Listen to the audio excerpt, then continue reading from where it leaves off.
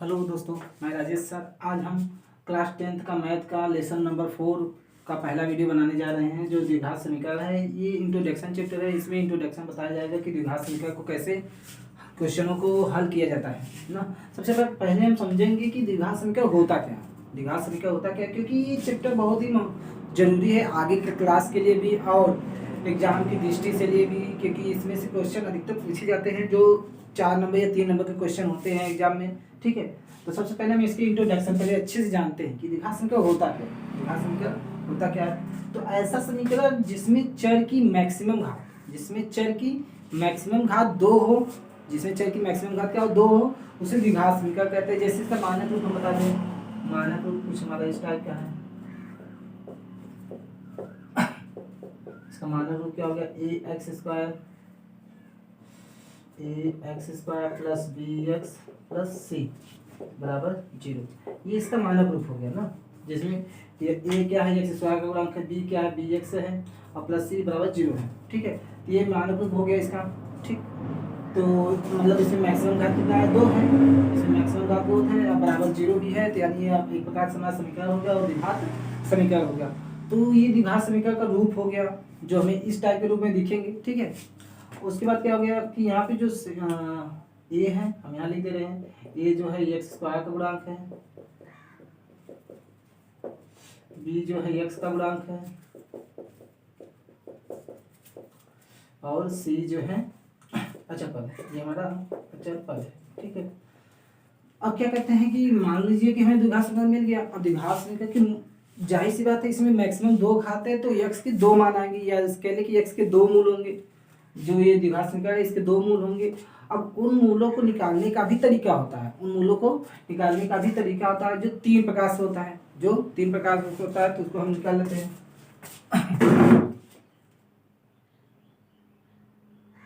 लिखेंगे द्विघात समीकरण को हल करने की विधि, हल करने की विधि, हल करने की विधि, द्विघात समीकरण को हल करने की विधि। तो द्विघात समीकरण को हल करने की विधि को हम 2 प्रकार से बांट सकते हैं। 2 प्रकार से नहीं, 3 प्रकार से बांट सकते हैं। कौन कौन सी 3 विधियां हैं तो हम बता दे रहे हैं। पहली विधि इसमें कौन सी है, पहली विधि है गुणनखंड विधि। पहली विधि है गुणनखंड विधि। गुणनखंड विधि, तो गुणनखंड विधि क्या होता है, गुणनखंड की विधि के बारे में बता दें। अब दूसरी विधि क्या है हमारी, पूर्ण वर्ग बनाकर, पूर्ण वर्ग बनाकर। और तीसरी विधि क्या है इसमें, श्रीधराचार्य सूत्र, श्रीधराचार्य सूत्र। तो सबसे पहले इसके बारे में हम समझ लेते हैं। आज हम सिर्फ इंट्रोडक्शन दे रहे हैं। नेक्स्ट डे से हम क्या करेंगे, इस पे क्वेश्चन आधारित बताएंगे आपको। ठीक है, सिर्फ आप लेसन के बारे में थोड़ा सा इंट्रोडक्शन दे रहे हैं, जिससे आपको ये लेसन के बारे में थोड़ी सी जानकारी प्राप्त हो जाए। तो गुणनखंड विधि क्या होती है, गुणनखंड विधि वह विधि होती है जिसमें हम मध्य पद, जैसे मान लीजिए bx है, इसका मध्य पद को हम 2 भागों में बांटकर हल करेंगे। तो उस विधि को हम क्या कहते हैं, गुणनखंड विधि कहते हैं। उस विधि को क्या कहते हैं, गुणनखंड विधि कहते हैं। पूर्ण वर्ग विधि क्या होती है, पूर्ण वर्ग विधि वह विधि, पूर्ण वर्ग बनाकर वह विधि होती है जिसमें हम क्या करते हैं कि इसमें मतलब जो गुणनखंड जो द्विघात समीकरण होगा उसको हम ऐसा तोड़ेंगे या ऐसा उसमें एक्सप्रेस करेंगे, एक्सप्लेन करेंगे कि वो a square minus B square के फार्मूले के रूप में सही मतलब आयोजित हो जाए, जिससे वो हल करके आसानी से हमें आंसर मिल जाए। वो पूर्ण वर्ग विधि होती है। सीधा सूत्र क्या होता है, ये हमारा होता है फॉर्मूला में यहाँ लिख दे रहे हैं। x बराबर होता है minus B plus minus under root में बी स्क्वायर माइनस 4ac बटे में 2a। ये हमारा सीधा चार सूत्र हो जाता है, जहाँ b क्या है हमारा x का गुणांक होता है, ये हमारा क्या होता है x स्क्वायर का गुणांक होता है, c हमारा अचर पद होता है। ठीक है, तो सीधा चार सूत्र से ये सिंपल सा तरीका है। ये सूत्र से हम कोई भी गुणनखंड का मतलब द्विघात समीकरण को हम उसको हल करके x के दोनों मान निकाल सकते हैं। तो ये द्विघात समीकरण को हल करने की 3 विधि है। द्विघात समीकरण को हल करने की 3 विधि, पहला गुणनखंड विधि, दूसरा पूर्ण वर्ग बनाकर विधि, तीसरा हमारा सीधाचार सूत्र से है। ठीक है, अब अगला हम चलते हैं कि तो मान लीजिए कि हमें मूल मिल गए, समीकरण के द्विघात समीकरण को हमने हल किया, 2 ठे मान मिल गए। अब इन दोनों मूलों के लक्षण भी कुछ होते होंगे, इन दोनों मूलों के लक्षण भी होते हैं, तो इसको हम लक्षण भी अच्छे से जान लेते हैं कि लक्षण क्या होते हैं। ठीक है, तो सबसे पहले हम लिखते हैं द्विघात समीकरण के मूलों के लक्षण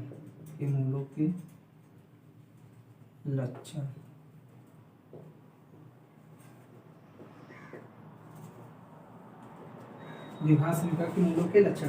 द्विघात समीकरण के मूलों के लक्षण को ज्ञात करने के लिए हम क्या करते हैं, सबसे पहले हम विवेक्तर निकालते हैं। तो विवेक्तर क्या होता है, विवेक्तर यहाँ हम लिख दे रहे हैं, विवेक्तर हम निकालते हैं। तो विवेक्तर का फॉर्मूला क्या होता है, विवेक्तर को हम b से दर्शाते हैं, जो b² - 4ac होता है। मान लीजिए कभी डायरेक्ट क्वेश्चन पूछ भी लेता है कि इस द्विघात समीकरण का विवेक्तर ज्ञात कीजिए, तो उसमें क्या करते हैं कि b² - 4ac लिखते हैं। b हमारा क्या होता है, x का गुणांक होता है, a हमारा क्या होता है, x² का गुणांक होता है, c क्या होता है, अचर पद होता है। उसमें सब मान लेके इसमें रख के हल करेंगे तो जो हमारा मान आता है वही हमारा क्या होता है, विवेक्तर होता है। वही द्विघात समीकरण का क्या होता है, विवेक्तर होता है। अब हम क्या करेंगे कि विवेक्तर को हमें मालूम है, इसी विवेक्तर की सहायता से हम द्विघात समीकरण के मूलों के लक्षण के बारे में जानेंगे। तो सबसे पहले हम लिखते हैं, पहला हमारा क्या है, यदि लिखेंगे यदि b² - 4ac is greater than 0 हो तथा पूर्ण वर्ग हो तो इसके लक्षण कौन कौन से होंगे। तो इसके लक्षण हमारे हो जाएंगे कौन कौन से, इसके लक्षण होंगे मूल क्या होंगे, वास्तविक पहला होगा, वास्तविक होगा, परिमेय होगा और भिन्न भिन्न होंगे।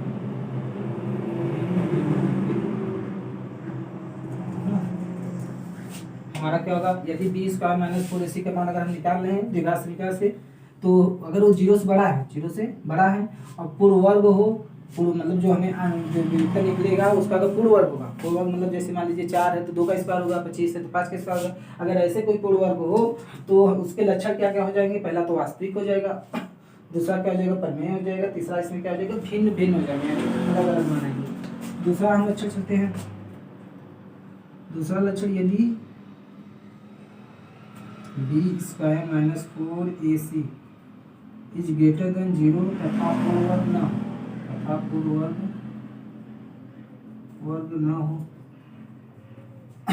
पूर्ण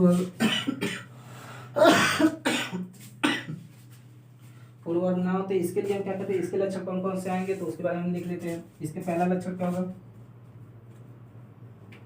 इसका पहला लक्षण हो जाएगा वास्तविक, जो मूल होंगे वो वास्तविक होंगे, अपरिमेय हो जाएगा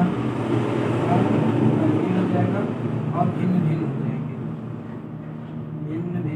जाएंगे।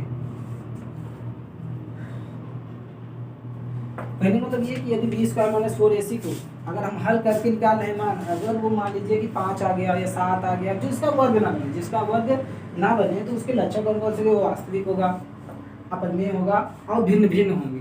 ठीक है, अगला हम चलते हैं तीसरा नंबर पे, यदि b² - 4ac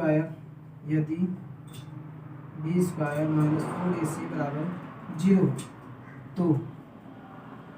हो तो इसके लिए क्या करेंगे, इसका लक्षण क्या क्या होता है वो हम लिख दे रहे हैं। इसका लक्षण होता है मूल जो होंगे वो वास्तविक होंगे, और परिमेय होंगे, और जो मान होगा वो समान होंगे। चौथा हमारा हो जाएगा, यदि b² - 4ac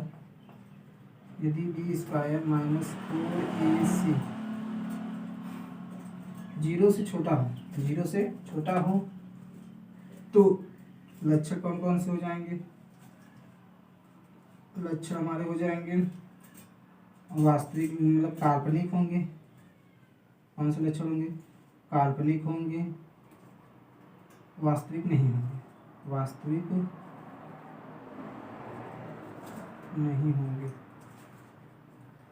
तो ये हमारा इस चैप्टर का इंट्रोडक्शन है। सबसे पहले हमने क्या जाना, द्विघात समीकरण में सबसे पहले हमने ये जाना कि मानक रूप इसका कैसा होता है, कि देखने में कैसा लगता है। तो इसका देखने में ऐसे है कि इसको ऐसे समझ ले कि यदि चर की घात मैक्सिमम 2 तो हमारा क्या होता है, द्विघात समीकरण होता है। जैसा इसका मानक रूप इस प्रकार से दर्शाया गया है, a² + bx + c, जहाँ a बराबर हमारा क्या है, x² का गुणांक है, b हमारा x का गुणांक है, c हमारा अचर पद है। द्विघात समीकरण के बारे में हमें पता चल गया। अब इसको हल करने का तरीका कैसे मालूम होगा कि दो मान है वो कैसे निकलेंगे। तो इसको हल करने की 3 विधियां हैं।